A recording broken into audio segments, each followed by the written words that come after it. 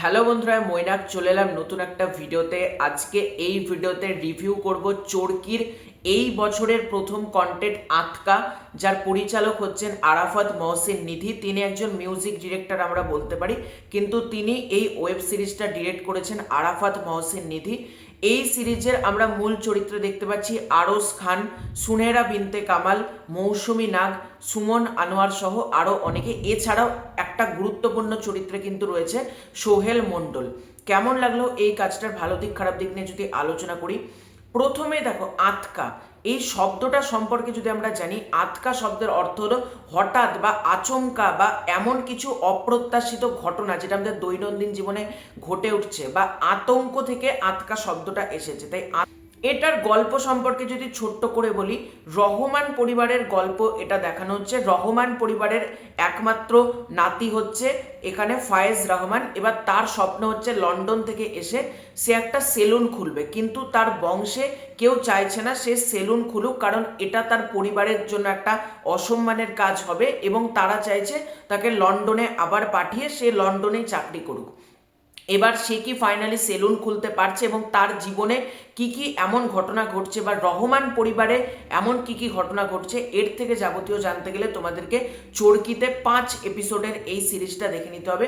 এটা basically series বলা ভুল, কারণ এটাকে যদি প্রতিটা এপিসোড যোগ করে দাও একটা সিনেমায় বলা যেতে পারে, কারণ এটা কিন্তু প্রচণ্ড ছোট। মানে আমি যদি খুব ভুল না করি 2 ঘন্টার মতন হবে এটার রান টাইম, কারণ কোনো এপিসোডের ডিউরেশন 25 মিনিট, কোনোটা 13 মিনিট, কোনোটা 15 মিনিট, খুব ছোট ছোট এপিসোডস কিন্তু। সুতরাং একবারেই তোমরা দেখে নিতে পারবে 5টা এপিসোড, খুবই ছোট এপিসোড।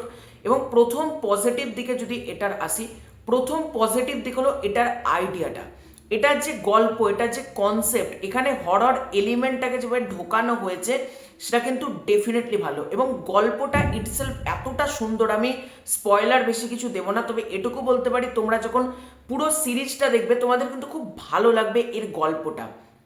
এখানে যারা যারা অভিনয় করেছে আমি সবার নাম জানি না, যাদের নাম আমি জানি তাদের নাম বলছি। আরশ খান, সুনেহরা বিনতে কামাল, বা যাদের নাম আমি নিলামই, সোহেল মণ্ডল, প্রত্যেকে নিজের জায়গা থেকে দারুণ কাজ করেছে।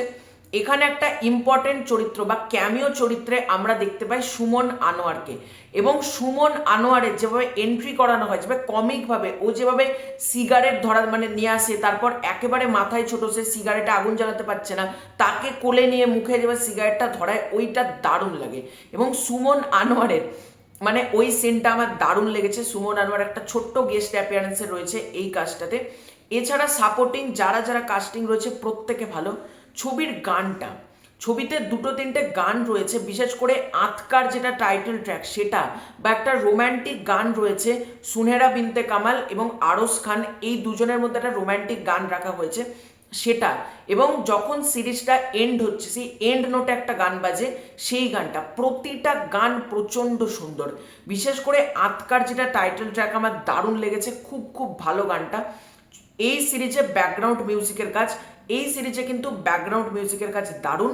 এবং এছাড়াও এই সিরিজের মধ্যে ইমোশন, এখানে প্রতিটা ক্যারেক্টারের ইমোশন, বা আমাদের স্বপ্ন, আমাদের জীবনে অনেক ইচ্ছা হয় যে এটা করতে চায়, কেউ সায়েন্টিস্ট হতে চায়, কেউ ফ্যাশন ডিজাইনার হতে চায়, কেউ সেলুন খুলতে চায়, কেউ অনেক রকম ইচ্ছে, কেউ রান্না নিয়ে এগোতে চায়, কিন্তু আজকে পরিবারের চাপে আমরা সেই ইচ্ছেগুলো পূরণ করতে পারি না। এই যে এই অ্যাঙ্গেলটা গল্পের মধ্যে যেভাবে এসেছে সেটা কিন্তু ডেফিনেটলি প্রশংসা করতে হবে। এছাড়া গল্পের যেহেতু সাপোর্টিং কাস্ট যারা যারা যারা রয়েছে তারা যেহেতু ভালো, এটা কিন্তু দেখতে প্রচণ্ড ভালো লাগছে এবং কোনো জায়গায় কিন্তু বোরিং লাগছে না। ক্যামেরার কাজ ভালো, হরর যে অ্যাঙ্গেলটা যেটা বললাম সেটা কিন্তু জোর জবরদস্তি ঢোকানো হয়নি, গল্পের বিশেষ প্রয়োজনে কিন্তু হরর ট্রিটমেন্টটা করা হয়েছে, সেটাও কিন্তু ডেফিনেটলি ভালো লেগেছে। এবার যদি বলো এই কাজটার নেগেটিভ দিক, দেখো এই কাজটার নেগেটিভ দিক আমার জন্য খুব কম রয়েছে। প্রথম যে নেগেটিভ দিকটা বলবো সেটা হচ্ছে এটার এন্ডিং। এটার এন্ডিং কিন্তু একটু দারুণভাবে করা হয়েছে, কিন্তু এন্ডিংয়ে এমন কিছুভাবে এন্ডিংটা করানো হতো, বা এন্ডিংয়ের আগে যদি আরেকটু কিছু ঘটনা দেখানো হতো, মানে যেহেতু জিনিসটা খুব ছোট না, ঝাপঝাপ ঝাপঝাপ করে এগিয়ে যাচ্ছে, সেইটা না হয়ে আরেকটু ধরে বা কিছু ক্যারেক্টারকে যদি আরেকটু বিল্ড আপ দেখানো যেতে পারতো বা কিছু ক্যারেক্টারের যদি প্রপারলি ব্যাক স্টোরি দেখানো যেত, বিশেষ করে সোহেল মণ্ডলের যে চরিত্রটা, তার সে মুখে তার সম্পর্কে কিছু বলে কিন্তু সেটা যদি ভিজুয়ালি আমাদের সামনে দেখানো হতো সেটা কিন্তু ভালো লাগতো, মানে তার অ্যাঙ্গেলটা যদি গল্পের মধ্যে দেখানো যেতে পারতো, মানে তার ব্যাক স্টোরির কথা বলছি, সেটা কিন্তু ডেফিনেটলি ভালো লাগতো।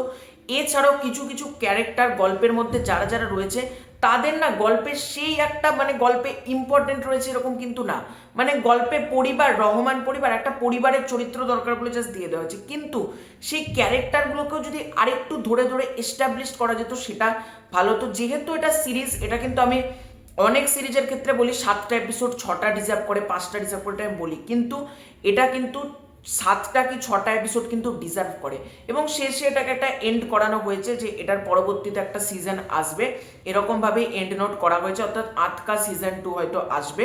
দেখা যাক আতকা সিজন 2 আসে নাকি, কারণ সবটাই এটার জনপ্রিয়তার উপর নির্ভর করছে। ওভারঅলে যদি আমাকে বলো কাজটা কেমন হয়েছে, আমি এক কথায় বলবো কিন্তু কাজটা বেশ ভালো হয়েছে, একবার দেখার জন্য কিন্তু এই কাজটা ঠিক আছে, তোমরা কিন্তু অবশ্যই একবার চেক আউট করতে পারো। তো এটাই ছিল আজকের ভিডিও, তোমাদের পুরো ব্যাপারটাকে নিয়ে কি মতামত কমেন্ট করে জানিও। চ্যানেলে প্রথমবার হয়ে থাকলে চ্যানেলটাকে সাবস্ক্রাইব করে দাও। খুব শীঘ্র দেখা হচ্ছে নতুন কোনো ভিডিওতে, ততক্ষণের জন্য বাই।